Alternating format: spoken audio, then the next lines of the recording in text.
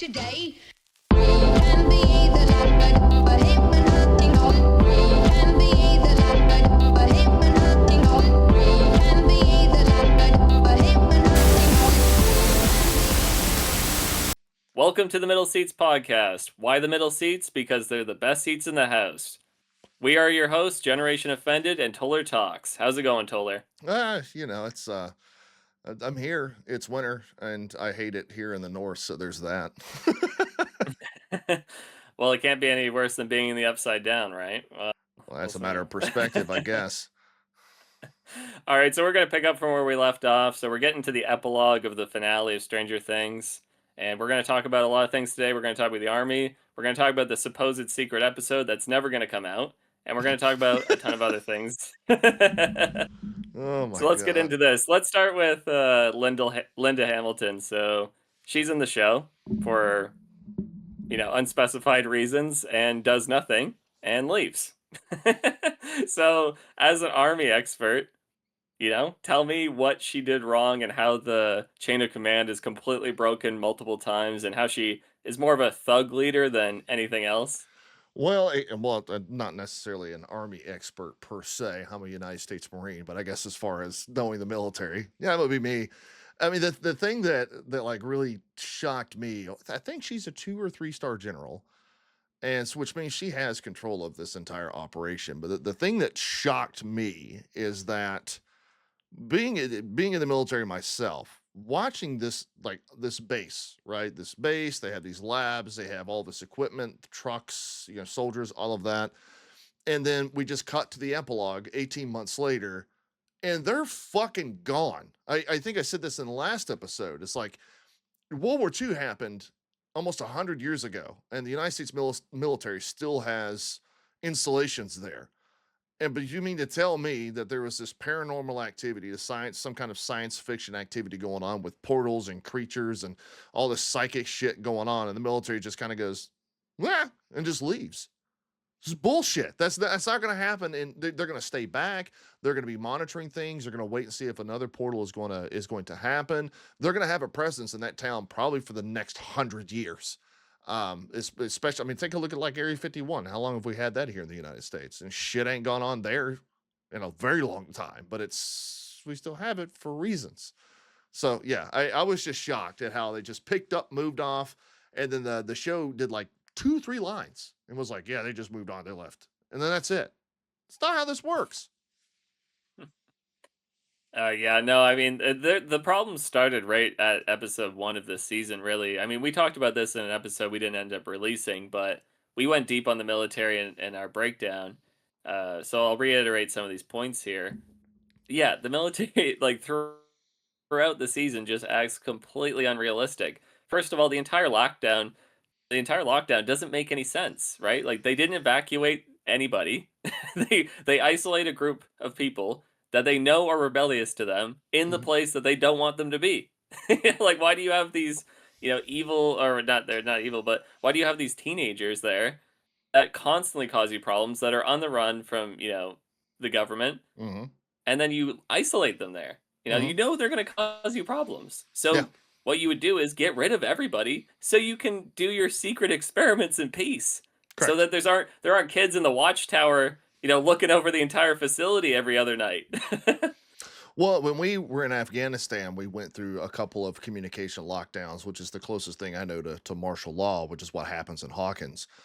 And when obviously when that happened overseas, nothing was allowed in or out at any point. And then intercommunication really wasn't a thing either. The thing that shocks me is that they allow this group of people to have a radio station to themselves just to do what they want to. Well, A, it's that. And B, how the military hasn't caught on. They've done like 30 something crawls, right? I think that's what they mentioned in volume 1. How the military hasn't caught on to their code words, because they're going to be monitoring all of that. Everything is going to be monitored inside of that cordon zone. So yeah, it's just I don't understand why they allow any of this to happen. It's like half-assed martial law. Or what about the metal plates over the interdimensional door? You know, like they're gonna block off this area to everyone on the outside, but leave a bunch of people to mess around with these metal. They're not even that big. I mean, you could get a tow truck and open one of them up. We see 11 lift one up with her mind, but it's not Hmm. even like it's not a big like foot thick piece of steel. It's like just barely covering this. Like it could open up. What if the portal grows even a foot? You know, it's just gonna slide in, and then you have a hole in the ground to another dimension, unsupervised. Like it's across the entire town, and there's not constant patrols or anything. Like people are able to walk around the old military site that had was a CIA secret laboratory, by the way, Hmm. and people are just able to walk around there, and there's just some cameras, and that's it. Yeah, and not to mention it's kind of treated as a joke in the show because Robin makes a comment, I think in the first episode, that people are like bomb sledding down it. And the military is having to like Yeah, they have military police there. They're like having to tell people to stop or whatever. So it's treated like a fucking joke. It's like yeah. this is a portal Well, to also another why? world. Also, why are you bobsledding down an asphalt or a steel grate? Like, it's like that's not comfortable. That's not fun. People don't do that. Like you're not. It's not. It's not a. Why do they have fucking skateboards or something? Why are they doing it on sleds? It's like for the winter. No idea. And it's just from every which excuse me. I understand that like this is a science fiction show, so I can't necessarily apply real world logic to the show. I have to go based off the rules that the show is presented. But the thing is, it doesn't make any sense from a real life perspective, but it doesn't make sense from any perspective on what they're doing. I can't get beyond how they don't know about Vecna. Like Oh no. your whole purpose within this show, right, is to chase after 11 because 11 has the blood of Henry Creel and she's able to be replicated in a sort. Why would you not worried about the actual source of all this, which is Vecna himself? Not once do they actually go after him. They even see the motherfucker. He comes out and screws all kinds of shit up in episode 4, and then they're just like, "Oh, that guy was kind of cool." Anyway, where's 11? And it's like, what?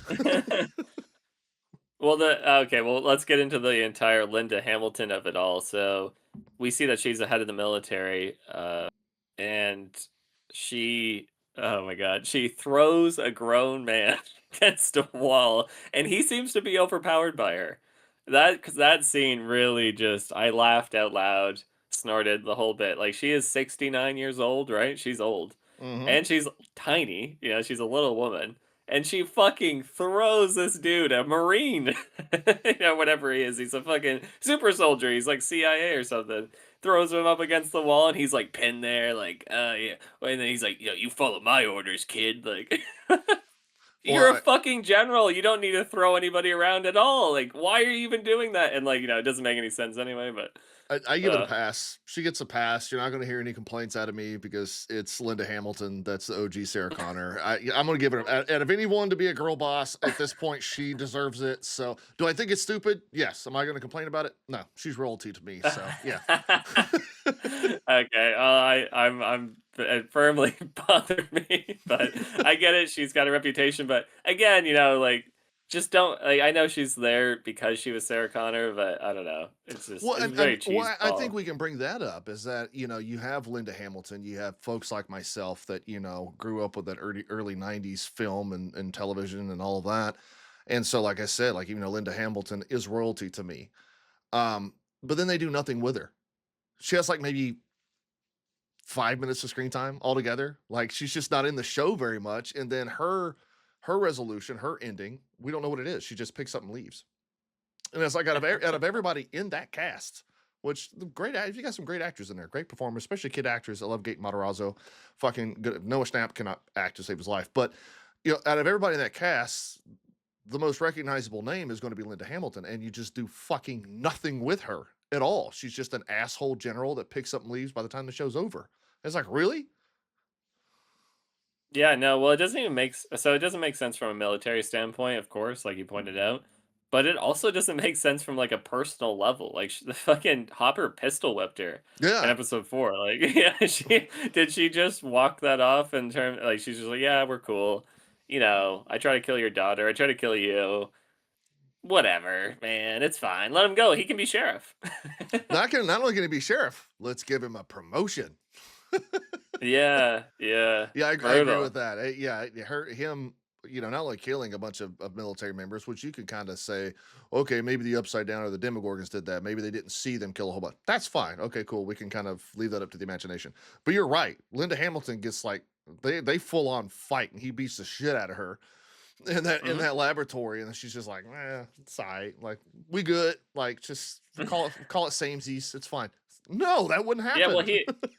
he threw acid on a guy's face and shot a bunch of other soldiers right in front of her. Like, she would have seen the bodies as Mhm. well. Like, she seems unaffected by that. Yeah, they just don't really build her up at all. I think she has 2 lines in the finale. It felt like it was something like, "Where's the girl?" and "Oh, we found you." Like, it's like, that's it. That's all she talked like, that's her only She felt talking like a line. dangling keys character. When they talk about Oh, nostalgia and yeah. they dangle keys in front of you. Because when I saw Linda Hamilton was in the cast, I was like, okay, holy shit. Like I said, she's royalty to me. Love Sarah Connor, love that character. T2 is the best action flick in my mind in cinematic history. But just like with the rest of the show and the nostalgia, it's all just dangled in front of you and has no substance. The same thing as her character. I didn't get it. She was totally underutilized. And she was a badass when we saw her on screen. I liked her dialogue. I mean, she fit the character perfectly. I think she gave a great performance, but then she's just completely underutilized. Yeah, and, as well as the is it Colonel Jackson? The black guy. Yeah, he was totally underutilized as well. Like, he was built up since season 4 as a big villain that, like, Hmm. knew a lot about what was going on and I mean, he literally was killed Dr. declaring Brenner. some. Yeah. Yeah, yeah, and was declaring civil war maybe against his country. It was pretty unclear about the politics of army and state there, but Right. uh yeah, so he's after 11 since season 4, and he just gets written off with some burns because they can't even kill him off as a character. You can't even. There's just such a fucking refusal to kill anybody in this fucking show. They can't even kill off the side villain that they pretty much forgot about. Right. Uh, yeah, and then what? Oh, I've mentioned this to you before, but it bothered me so much the fact that he sent hitmen to fucking kill 11 at the buyer's house in season 4, shot up the place, and then in season 5 he doesn't even know who they are. Like, they're going to school. Oh, Jonathan's right. got a job Yeah. at the fucking. Jonathan's got a job at the radio station. Joyce is living with the Wheelers. Like, he has to be introduced to who Joyce is. He should fucking know. He should know their names. Like, they should Actually, you have a all good be. point. Good Yeah, point. yeah, they should all be on wanted posters just like 11 is. Their faces would be right beside it. It's like, "Hey, we want this whole family." Yeah. And Known they conspirators. have the Yeah. entire. Yeah, they have the entire town on lockdown and they don't do anything about it. It's like, "What the fuck are you doing?" No, but I actually didn't think about that point. Yeah, that's solid because it not only are you going to want the person, obviously 11, you're going to want everybody who's ever been associated with her, so that way you can try Yeah. to track her down. Yeah, got firsthand knowledge of that from my time overseas. So I mean, yeah, I didn't think anything about that. Yeah, no, it's brutal when you like start to put it, and it makes the entire lockdown story fall apart because you realize that the characters and the writers are completely disconnected, right? Because like the character himself would be very dedicated to finding 11 any way possible because he's been shown to torture people, like even U.S. soldiers and like agents and stuff. Like, he Hmm. doesn't care; he'll do anything. So why wouldn't he be like zapping fucking Jonathan's balls in fucking Guantanamo Bay trying to find out The where waterboarding 11 this guy. is. Yeah, yeah, exactly. Like, it'd be, you'd be doing something. You'd be doing anything. You'd be burning people alive. Like, yeah, you'd be like, "I'm looking for this girl. You better fucking show me where she is." Well, and I'm And sure. like, Go ahead. yeah. Oh, well, like, so they also know where Hopper's house is. Like, that would all be in files that they would have because he was in contact with Owens and they captured Owens. So they would, they'd be like, "Tell me everything you know about fucking 11." And he's like, "Well, she lived in this fucking shack in the woods with her dad at one point. Her dad's dead now, but, whatever." And then they would go to that fucking house. They would know where that is. Yeah, and I'm sure there's folks that are probably thinking, and I've seen it some comments on my videos, and it's like, this is just a show. You're being too picky. You're pointing out things, and I think to a certain extent, those that's true. I do think we can be overcritical, but the thing about Stranger Things is that there's so many elements, so many characters, so many storylines that are introduced just to be spectacle that if you really sit back and think about it, they don't make any sense. And I just talked about this in my video yesterday about how stupid of a villain Vecna is. This guy, he's established to be a cosmic god. He has these outrageous telekinesis powers where he can pull people through time and space from miles away. He can enter people's minds and essentially just kill them from the inside out. But then all of that is abandoned because at the time that was cool to see cinematically. It was a cool thing to see on screen. But then when you actually apply it to the greater world, none of it makes sense. And that's kind of what we're talking about here is that, yeah, we're being a little nitpicky, but Offended's right. That colonel has specific characterizations. He was introduced as this big bad who was willing to do any and everything to get a hold of 11, and then that's completely abandoned in season 5 because it looked cool in season 4, but we can't do it season 5 because it fucks with the main narrative. Exactly, exactly. There's so much they let off the hook in this show, and circling back around to Lyndall Hamilton, we see that come full I mean, front and you leave my lady center. alone, man. Yeah, well, with how they ended it, like the fact that the army just leaves, like you said at the beginning, it doesn't make any sense. They would be Mhm. there forever, right? Yeah, Because you never know when another interdimensional portal will open up. Like they have correct. no idea how this works. They don't know any of the science behind it. And we're gonna get into the science of it pretty soon here with the Upside Down, because I'm very confused about what the Upside Down is now and Dimension X and what the fuck was the Mind Flayer's powers? I know we already went over the entire battle sequence there, Hmm. but I've been thinking about it a lot and it just falls apart, right? Like what was the idea? They're going to bring Dimension X as a planet into the Upside Down and then the universes would smash into each other and then what? Then what? Well, And then because yeah, sorry, go ahead. so just to kind of to shout out a follower of the channels, I believe his name is I'm terrible, but I know exactly what I'm talking about. Mr. PC2, I believe his name is. Was always talking about the Mind Flayer as an antagonist, and I'm like, we know about Henry Creel, we know his origins, we know his lore, we know his backstory. That makes sense to make him the overarching villain because every good villain has to have a backstory, lore, motives, characterizations, all of that. But when you make the Mind Flayer an overarching villain, we know nothing about him. And Mr. PC2 said, well, he's an eldritch horror, an eldritch god. You're not really supposed to know about him. And even though I agree with that to a certain extent, because I'm very much a, medieval science fiction kind of fan, I feel kind of cheated because we already had a great villain that had a great back. I mean, he got dumbed down and nerfed, but he had a great backstory. He had a reason to go after 11 and a reason to be pissed off at everyone. And then you're just like, oh, by the way, no, this gigantic smoke monster is actually the big bad. And it's like, well, I don't know anything about him. Like, how can he be a good villain when it's just a big smoking? I don't know shit about him. Yeah, well, let's make a comparison to Lord of the Rings just to make it easy. So, we could say Vecna is Saruman and the Mind Flayer is Sauron. Yeah. So, you have the big boss and then you have the underling who has a lot the underling has a lot more personality and motivation and all that stuff. So Sauron is not that well fleshed out in terms of what his actual desires are beyond like evil in the movies, not in the books. Okay, for all you fans. But in the movies, you don't get a lot of explanation beyond like he just wants to take over the world because he's bad, right? Right. But you know that he wants to rule the world, and you see what that looks like. You see that what that looks like through the orcs, and when you see Mordor and stuff, and you get a view of what a regime under his leadership would look like, and you see that with Saruman as well, and you see the darkness that it creates, and that's great, and that's actually a lot of world building in of itself. Hmm. But you don't get that with the Mind Flayer. Equally zero motivation. Like we don't even know why he wants to come to Earth. Does he want to kill humanity? It seems like that's the case, but they don't really, have it explain anything. Like Henry Krill calls humanity a disease, but does that mean he wants to enslave them? Does he want to change them? Does he want to kill them? What does killing them look like? Does he want to blow up the planet? Does he want to extinguish the human race in some other fashion? Does he want to enslave them? Blah blah blah blah. You can really go anywhere with it because they don't explain anything. But Yeah. we know what it looks like if Sauron takes over the Middle Earth. Oh, 100%. Well, the thing about Sauron, I mean, and they do establish it. Excuse me. Sorry. They do establish it a little bit in the films. I agree, he's not as fleshed out as like Saruman and stuff like that. But we do see him that he wants to take over the world because he believes that his way is a little bit more efficient, right? That his rule is going to lead to law and order, which is pretty rudimentary villain outlook on things.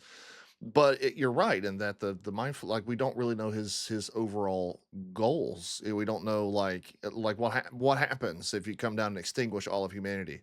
What good does that do for you? Do you want to enslave them? Yeah. Maybe to do your bidding? Like, what's the point here? And the thing about it is that, like, with good storytelling, when there is a massive overarching villain, there is someone on the opposing end that's just as powerful. For instance, let's take it.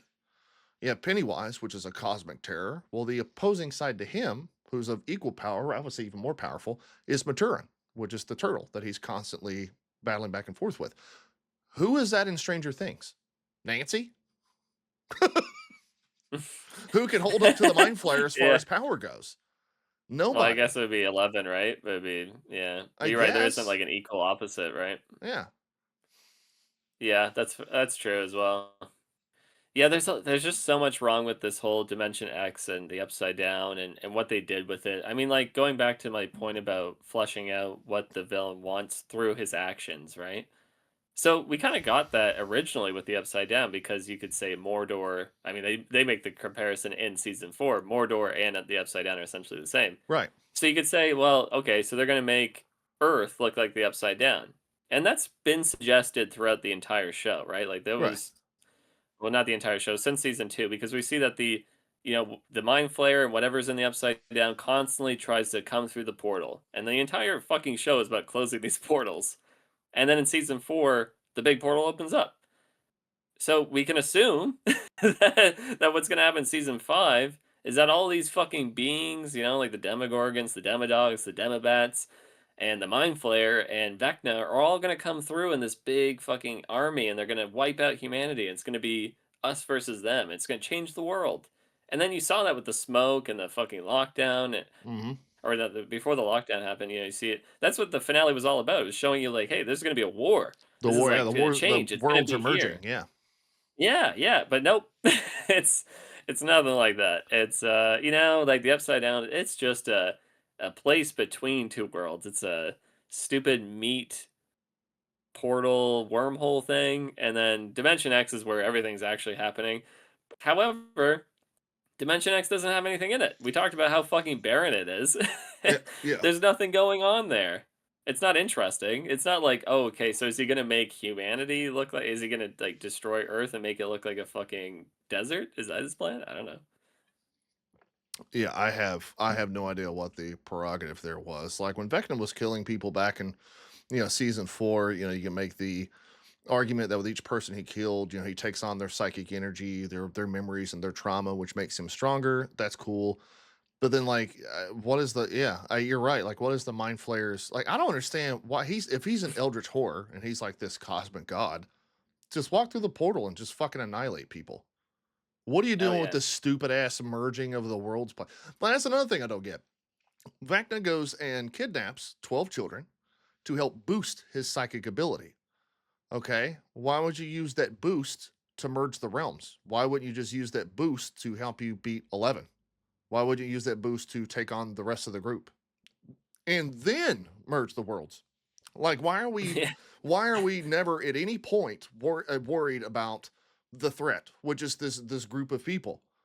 And at no point are they challenged at all. You don't send Demogorgons after them. You don't send Demodog. Like the hospital scene, I just brought that up in my stupid villain video yesterday. If you watch that fucking hospital scene, the Demodogs walk right by Robin twice. Yeah. Why? No, I know. Yeah. Why? Why is this group of people never challenged? So I was gonna bring this up at the end because I think this is the fundamental flaw of the show. But there's an utter lack of consequences, even from the smallest action to the biggest threat. Hmm. It's just no matter what it is, if it's so little as, a character pissing another character off, or walking down the hallway when demodogs are after you and they just run past you, to shooting a giant energy ball that could have the power of the sun in it. You have no idea, and you shoot it, and then it blows up, and nobody dies, nobody gets hurt, and everyone's actually better off for it afterwards. You're just like, there's this huge problem with like actually giving characters consequence in the show. Like I got using this example with Nancy. Yeah, again, she shoots this energy ball, doesn't know what it will do, doesn't know what it does. It blows up in her face. She then falls into a hole and then breaks up with a guy that she wanted to break up with, and then all these other characters get off scot-free because of it. And at no point does anybody say Mhm. boo about it. Nobody gives her any kind of backlash. Jonathan doesn't die. There's no kind of repercussions for this really stupid decision that would, you know, probably kill anybody in any other show, but because the plot armor is so fucking thick, they can't do it. And yeah, it's just an utter lack of consequence to anything. Like they just can't do it. The army can take over, they just leave. Hopper can kill a bunch of soldiers, he gets promoted. Fucking Nancy could shoot this thing, she gets out of a relationship she didn't want to be in. Like it's bullshit. Like what is going on? I don't know. So Well, yeah. let's get back. 'Cause we're going off on a fucking tangent here. Let's get back to the epilogue, right? So we Yeah, we right. That's what we started off talking about. so we see in what 18 months. It goes 18 months into the future, and the thing that gets me, and I kept saying this the entire time during the episode. My girl was like, "Shut up, just shut up," and I'm like, do you understand the amount of therapy that everyone would need in order to get through, especially the kids? But it seems like everything that just happened to them over the last 4 or 5 years doesn't have a long lasting effect. It seems like everybody's just like, oh, yeah, that happened. But anyway, like we're just going to move on. It's like, no, like what? What? Yeah, yeah. It's it's a really rough time jump. I don't know if there's a character I really enjoyed the ending of. Dustin, Like Dustin and Hopper for me. Dustin, you like Hopper's ending? I just like Hopper as a character and him getting engaged to Joyce. Like I just wanted his character to be happy. I'm a father myself, and I saw a lot of myself in that character, especially how he treats 11 and all. I'm not saying he's perfectly written. I'm not saying like he should still be alive or shouldn't be arrested or whatever the fuck. I'm just saying like as far as seeing him get happiness, especially after losing a second daughter, I was happy to see that for his character. As far as Dustin, the reason I like which it was kind of like self-indulgent and kind of stupid, went on for a little long, but seeing him do what Eddie wanted to do in season 4, he talks about, how he's going to graduate, go flip off the principal and all that. I was like, okay, that's feel good. Like he did that for Eddie. That's great. Yeah, yeah. No, that's I like that. Come full circle scene. You're right. It was really self indulgent. I'll disagree with you about Hopper here because I didn't like how they left it with 11 and Hopper. If anyone should have found out that 11 was alive, it should have been Hopper. I mean, Mike, go fuck yourself. You're a terrible character now. Like you do nothing. Your relationship with fucking 11 is wooden as fuck. So give the revelation to Hopper. To me, I'm not saying I'm a great writer or anything, or take my take, but I thought it would have been far better had we seen some scene that paralleled season 2 a bit, where 11 disappears and then Hopper sees her in the woods, at near his cabin. If they did something like that again, like, oh hey, she made it, she found a way out, and she came back to him because he's her dad, Right. and she abandoned him, right? Like for no reason almost. And yeah, I just really felt like leaving that kind of hole in his heart could, like, he would never get over that. He's had 2 daughters die. Mhm. Yeah, he might have committed a suey wooey. Right. Like that's like a You're heavy 0 for level of 2, man. strain. She is, Like, yeah, yeah. Like might be completely broken by this. She would not know. well, The fact that she didn't leave him any kind of sign. Well, I mean, I agree with you. I wish he could have gotten a little more closure on that. I mean, I would, but as far as like the endings go, I was just happy. I was happy to see him happy in some capacity. Because like I said, I'm not as hard on the show as you are, just because I have that connection with my daughter with it. And so, with that being said, like I said, I see a lot of myself in Hopper as well. So just seeing him happy in any capacity was good enough for me. But I understand where you're coming from, and I agree. I wish he could have gotten that conclusion too. He didn't, but I'm happy with what he got at least. Yeah, fair. That's fair. That's fair. Yeah, well, who else do we got? So Joyce is kind of, looped Jonathan. into the Hopper's Jonathan. ending.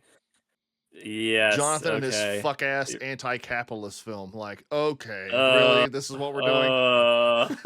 oh, so painful. So painful. Fucking Nancy, the Netflix, lesbian this is what we haircut. doing. You're like the sheer Yeah. definition of capitalism. This is what we doing. Like, I know you're a fucking streaming service. You spent $500 million on the season. Shut the fuck up about your and anti-capitalist you just shit. spent $87 billion on absorbing another studio. So it's like, yeah, you don't get the talking stick in this aspect. You just shut the fuck up.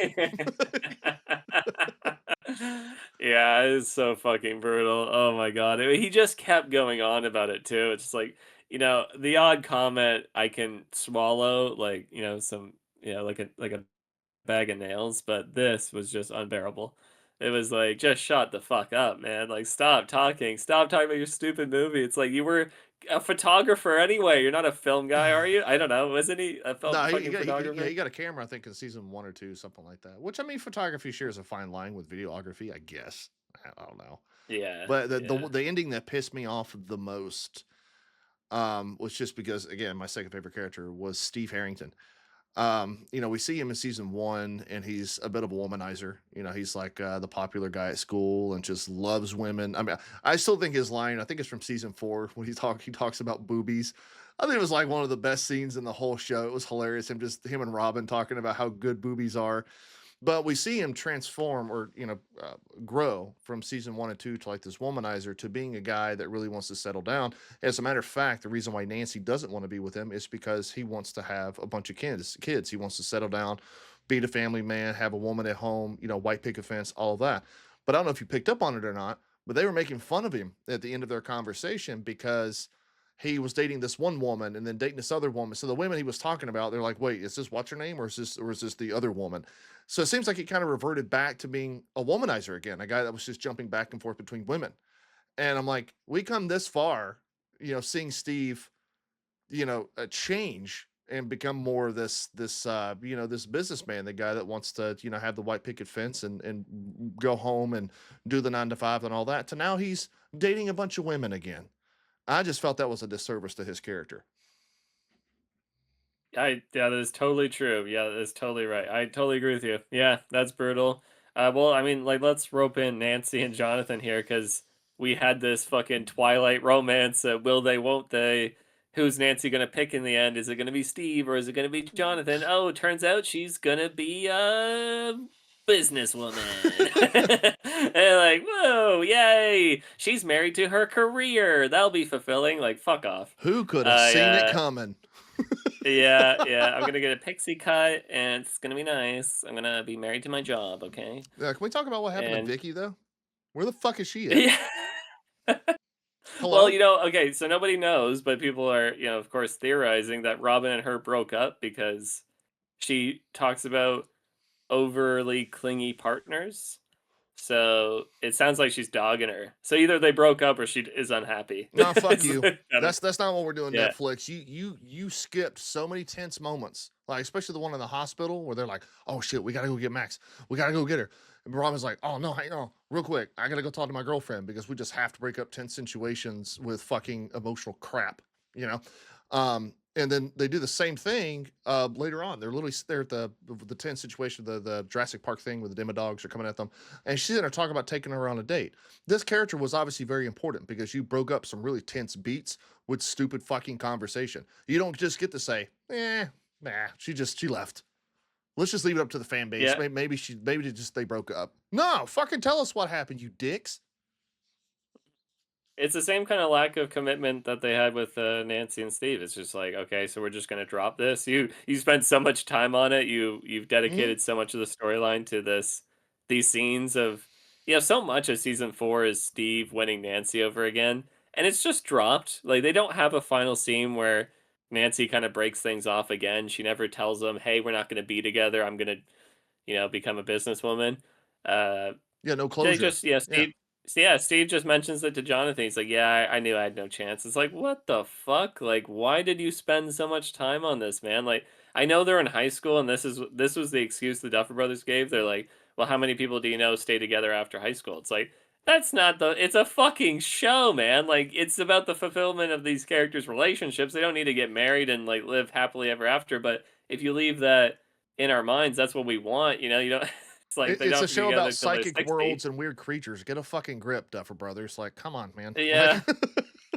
Yeah, again, if you're gonna like you said, if we're gonna cut away to these scenes so many times, like pay it off. You know, mhm. like Robin's alone and she's melancholy and she's on the radio talking about how things have changed and but like, no explanation as to what she's doing either. And I know a lot of people hate Robin and I'm not like a huge fan, but yeah, I would like some follow through with the character. I'd like to know what she's doing.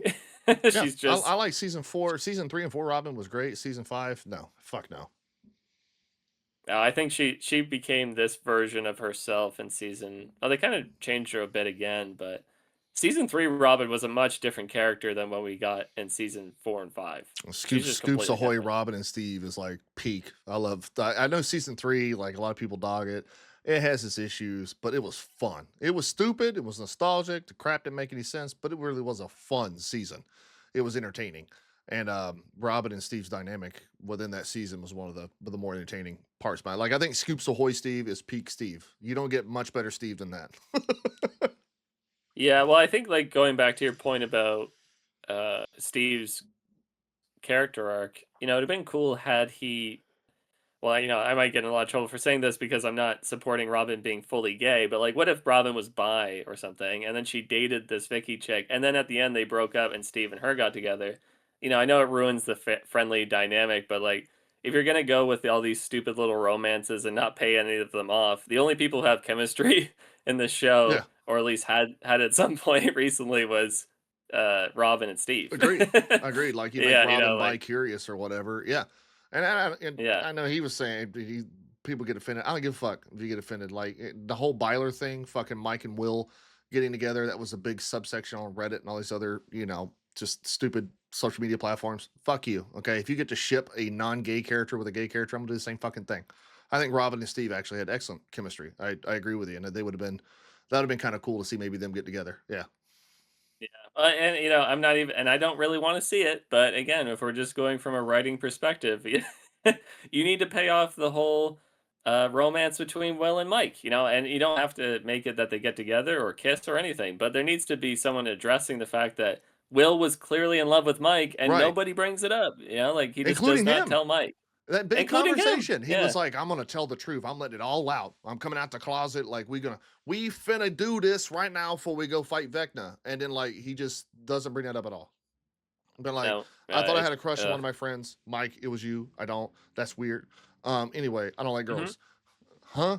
Like, Yeah. Going back to the consequence thing, man. Like, just no consequences. He can be in love with his best friend, be the third wheel between him and 11 throughout season 4, and cry about it constantly. And then there's no consequences to that entire fantasy that he's making up for his mhm. best friend. Also, like, Mike, really? Yeah. Ichabod Crane, that's your choice? Yeah. Finn Wolfhard, he's a talented actor, and I've actually listened to some of his music. His music isn't bad either, but he's tough to look at. So, not saying I'm a crowning jewel, okay? I have a face for radio. I know that, but I'm saying he kind of does too. Yeah. Well, okay, so moving on here, who else do we got? So we got Nancy, you got all the teenagers, Lucas and Sadie, or no, that's her real name. Lucas Max. and Max, that's it. Right, almost forgot. There's like 50 characters in here. It's hard to remember everyone's names. Okay, so Lucas and Max, they get a happy ending. That's nice. Yeah. Yeah, I didn't care. I didn't know. Just it fell flat. I didn't really Yeah. like. Great, she's happy with him. That's nice. Well, I mean, like, some people are going, that's racist. Okay. Let's be completely honest here. Out of all the relationships that are going to do well in the show, it's going to be the interracial one. Let's be honest here. That's what's going to happen. I'm actually surprised that the lesbians broke up. When I was done, I was like, Yeah, really? Like, there's no way. But I'm like, I'm not, I guess, with the interracial one. Whatever. I like Lucas and Max's characters. I think they do have good chemistry. And I love Sadie Sink. God, I hope she has a great career after this. But I was like, yeah, there's all the relationships that are going to work out. It's going to be that one. yeah. Well, I thought when I watched it, I was like, I think if anyone's career will survive, it'll be hers. Yeah. I think like everyone else would probably be typecasted. Max is pretty forgettable, but also she does enough in the show to be memorable. I mean, if you haven't seen her in The Whale with Brendan Fraser, anybody that's listening, are you offended? If you haven't seen it, check it out. Like she is not only is Brendan Fraser excellent, but she is too. Like a lot of people say, like they think Gate Matarazzo or Finn Wolfhard is the best. No, I think it's Sadie Sink in my opinion. I think she's got a lot of talent. Okay, fair. Yeah, I haven't seen The Whale. It's one of those films I'm like, it just looks like a fucking rough one. And I, Oh, I it can't is. build up the It's courage. rough. It's tough to get through, but do some excellent performances. Yeah, it's I don't know if I don't, I'll probably be forced to watch it at some point, but until I am, I don't know. It looks like I have to need a lot of courage to watch it, and I don't have that. Let's talk about the Wheeler family. Okay, so let's talk about the parents, and we can talk about the sister all in one go here, because these characters are just kind of pushed to the side completely, especially Karen, especially Ted. My Ted's man Ted, alive. man. He's in the bleachers. Ted is alive. Ted's alive. Ted's alive in the bleachers, fucking doing jack shit again. They're just together. Like, what happened to that relationship too? Right? Like, Karen was pushed into alcoholism, and then she gets almost murdered. And she was gonna It- fuck an it- underage boy. yes, and nobody even asked about Ted the entire season. Nobody asked how he was doing or what was going on with him. He was completely forgotten about, and then they're just back together again. Are they unhappy? Is it still a toxic relationship? He seems like a distant father still. I mean, like he's barely in it. Yeah, I don't. I mean, I'm kind of glad we didn't do much with him. I can't, in one hand, say God, we have too many characters, and then the other hand say, man, what happened to Ted Wheeler? But it's kind of like that weird spot where they introduce certain elements, certain characterizations, and certain plot points, and then they go fucking nowhere. Like you were just talking about, like they had a very rocky marriage. They were not happy, and then now I guess that they are. It is the Demogorgon slaps that bind us. Exactly. And I love that Karen's wearing this fucking like I don't know if it's a dress or whatever, a jacket, but like the scars are just fucking out. Like she's not making no effort to hide these horrendously fucking deep scars on across her throat. Right? Like Mm-mm. she'd be wearing a scarf, right? Like it just full show it. She's a bad bitch, okay? She's showing her battle scars. You shut up, you raging misogynist. Yeah, I don't know. I'm not saying, what like I'm just saying I think she would cover them up. I don't know. I know a lot of women would probably say the same thing. I don't think I'm sexist, okay? I'm going to defend myself. All the women listening, right? All two of you, please defend me. No, I mean it is weird. The costume selection is just to merely show off her scars. I don't really have a problem with that. The issue I have is that when we see her later on in the basement, those scars are gone. Mhm. So there's that. I don't know if you gone back and see that scene or There's not. When that. she's at the top of the stairs and she calls everybody up, the scars are gone. Mhm.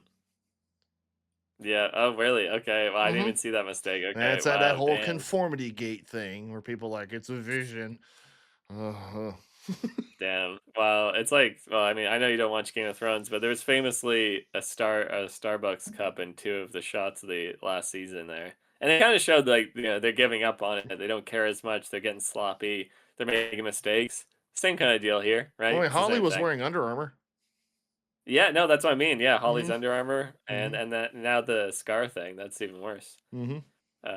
But so moving on to Murray, and I mean, we can talk about the teacher, whatever his fucking name is.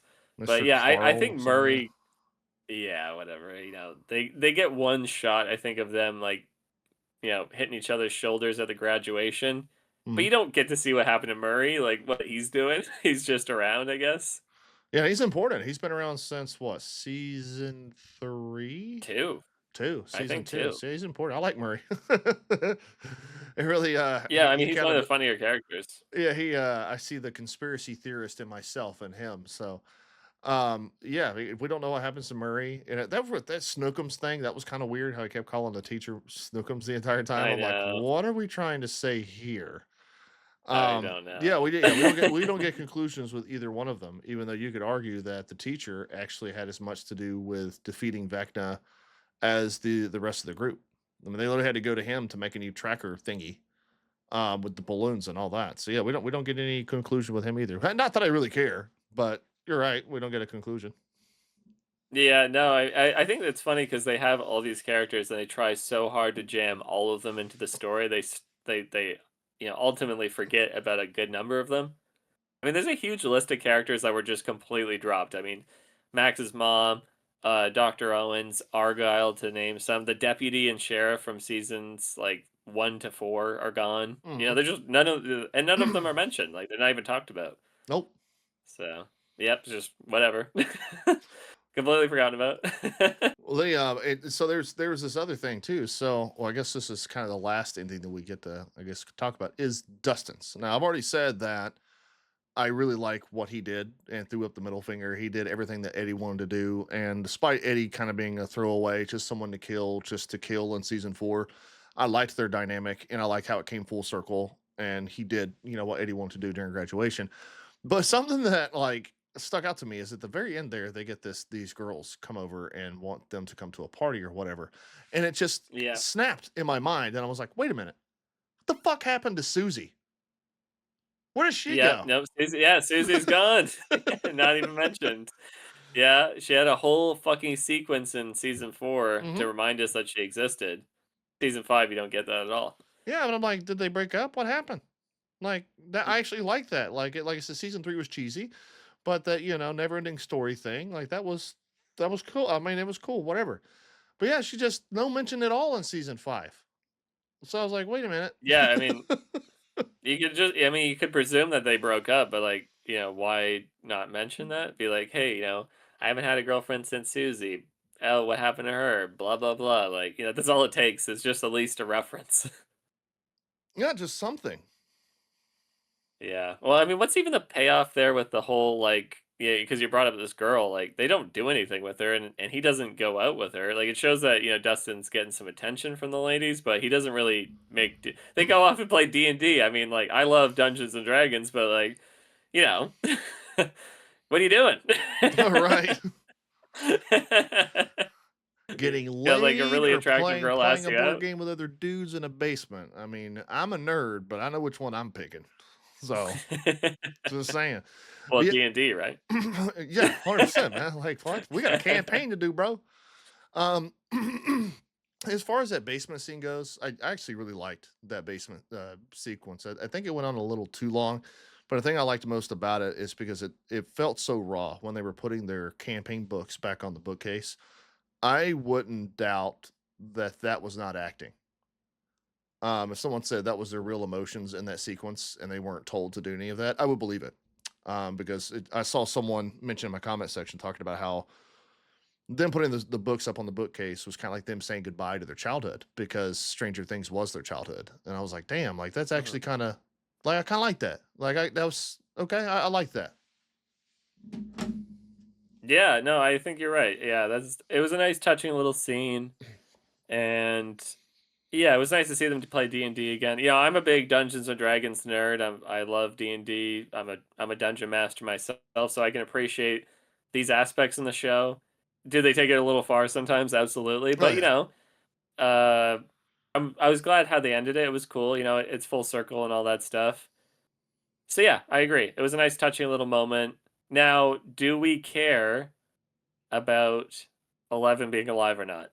No, I don't care. It's cowardly. It was cowardly. Okay. They had one kill. They had a good kill. There at the end of season 5, and they still found a way to leave it open to interpretation. I thought it was cowardly. I have no idea why the Duffer Brothers are just scared shitless of killing anyone. I just don't get it. Yeah, I mean, like the fan base is like, "Oh my god, is she alive or is she dead?" It's like she's alive. They Yeah, showed her being alive. Like yeah, it's not some dream fairy world. It's like, yeah, no, that's like her escaping and that's her getting somewhere else and that's her hiding and it's not like this like far-fetched idea. It sounds like that's what's happening. yeah. I don't think it's left up open to interpretation. I think they were pretty. It was pretty obvious what they were trying to do. Yeah, Yeah, no, I felt flat. I knew she was gonna. I knew they were gonna do that. So it just again, I didn't care. Like they didn't. have the balls to kill off the Colonel. They didn't have the balls to kill off Linda Hamilton. They didn't have the balls to kill off fucking Jonathan at any point. So they weren't going to kill their biggest player. No. Yeah. Mm. Well, talking about this little end scene because I'm just going through the scenes here as we talk about it, and some of the last lines of dialogue in Stranger Things. Do you want to hear them? Do you want me to? I'll read them to you. Do you want me to do that? Sure, go 'Cause ahead. I think everyone should know. Okay. Excuse me, girls don't fart. If they do, it smells like roses. That's one of the last lines you hear in Stranger Things, by the way. I don't mind that. I don't mind it. It's kind of harkening back to season 1 and those guys being really immature and all that. I kind of feel like that ending scene with all the kids there, Holly and her friends. I feel like that was made in the case that there's going to be a continuation of the story somehow. Oh, dude. Well, they're already talking about spin-offs. They're already getting into it. hmm Which we were told there's not going to be Yeah, no. spin-offs, but ta-da! Yep. Yeah, ta-da, hey. Well, it's like Netflix is some kind of capitalist system that they're part of. Is that what's going on here? I don't Is know. this Let's socialism? let's ask Jonathan. I don't know. Yeah. Fucking idiot. Golly. Yeah, Well, we're yeah, talking no, they're gonna. about sequels and continuation. I think it's time that we talk because we're at 50 minutes now. I think it's time we talk a little bit about the fan theory of Conformity Gate. What do you think about that? Is there a secret episode 9 that's going to shock the world tomorrow?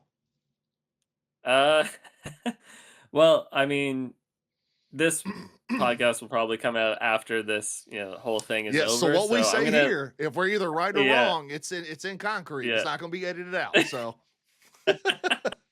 Okay, well, I'm just gonna take a wild guess and say that the fan base is so upset about what they got at the ending that they couldn't believe that that's it.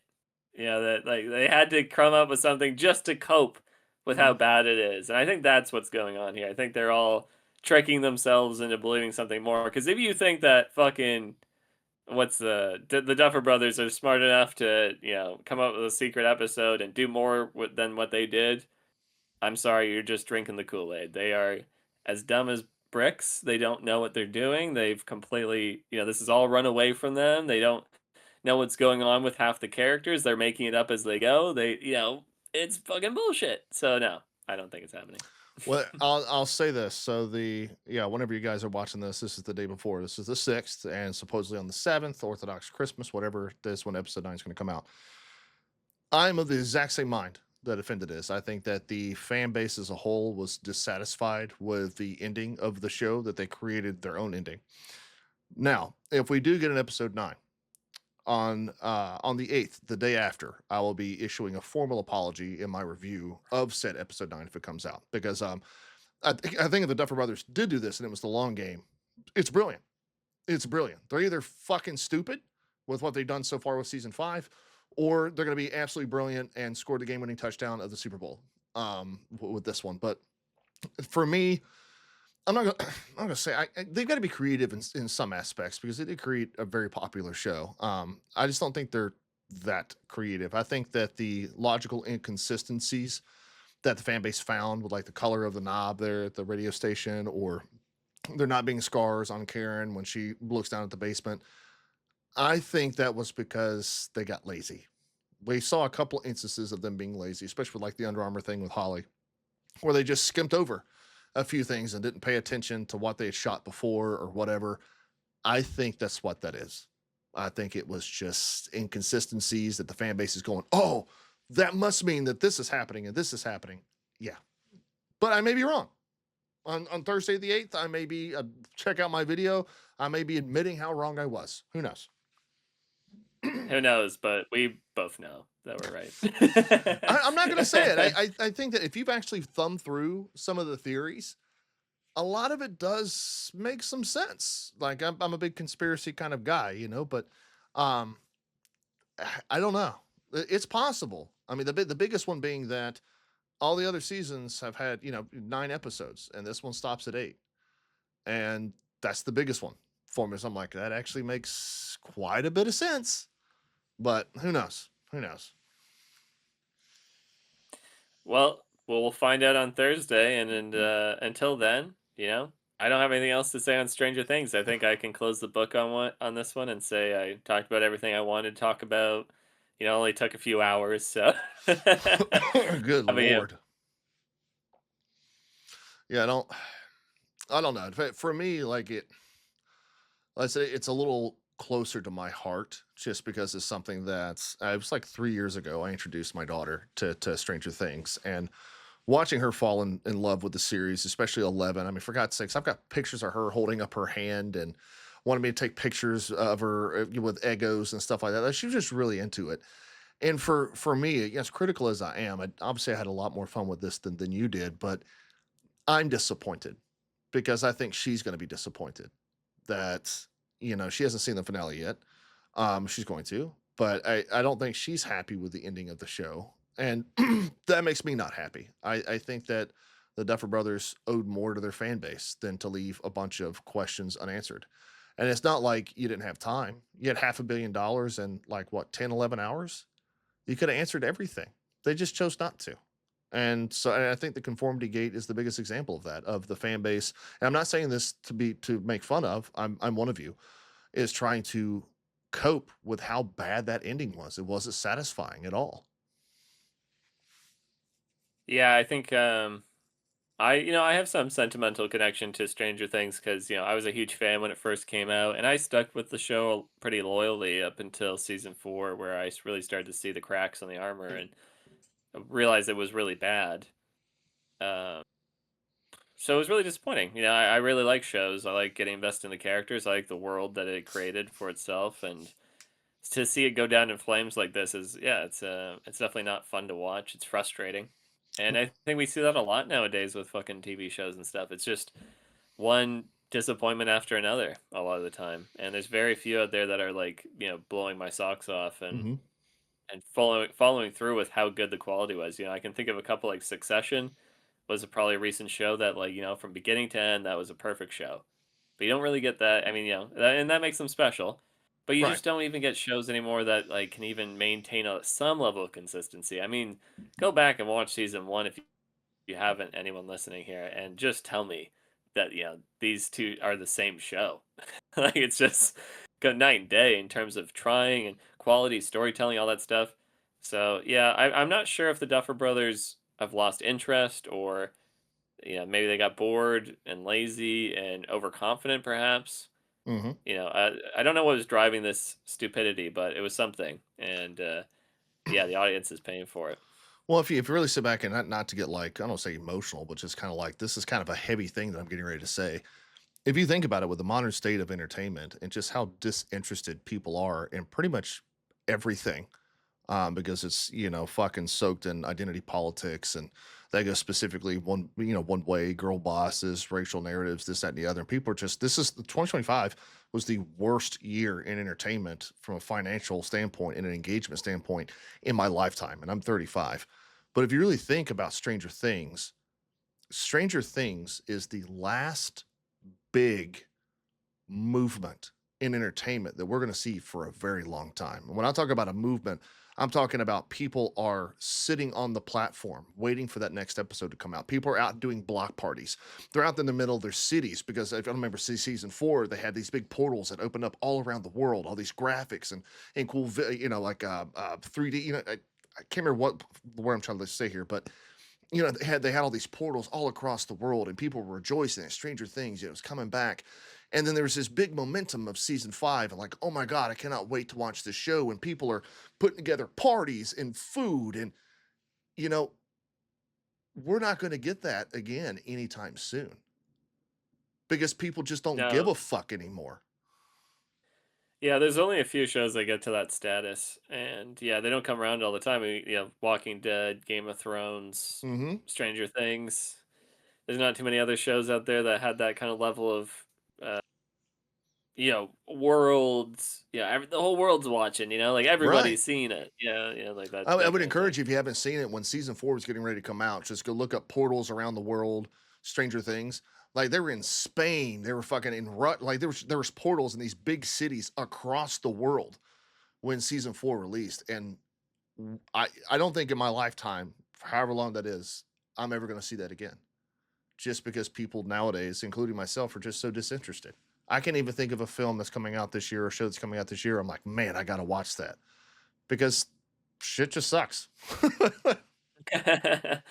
Yeah, it's hard to find a franchise that's not been tainted at this point, but there's always going to be one that comes around the corner. So we just got to wait for that. You know, maybe it's Severance. That's a really good show. Maybe it's Pluribus. You never know. You know, these I need things to we get could into have. that. I've had a bunch of people comment and say that I need to get into Pluribus, and I may just because I think they just did the Critics' Choice Awards, which who gives a shit about that? But I think the lead actress won an award or something like that. So I may need to get into Pluribus. I don't know.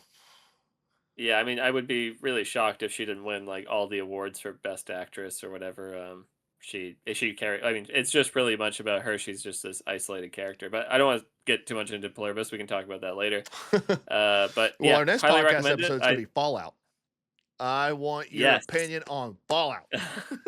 I know we're finally getting to it. It's been the entire time we've been talking on podcasts. We've been talking about Fallout And I was season looking 2. forward to it. So I'm like, you and I are finally going to like hard disagree on something. I can't wait for this.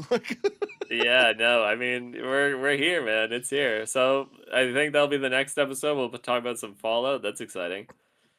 Mm-hmm. And yeah, so if anyone's listening, thank you for watching. And if you want to listen to us complain more and more in depth, then check out our channels. We do lots of video essays and we talk about movies and TV shows, other forms of media.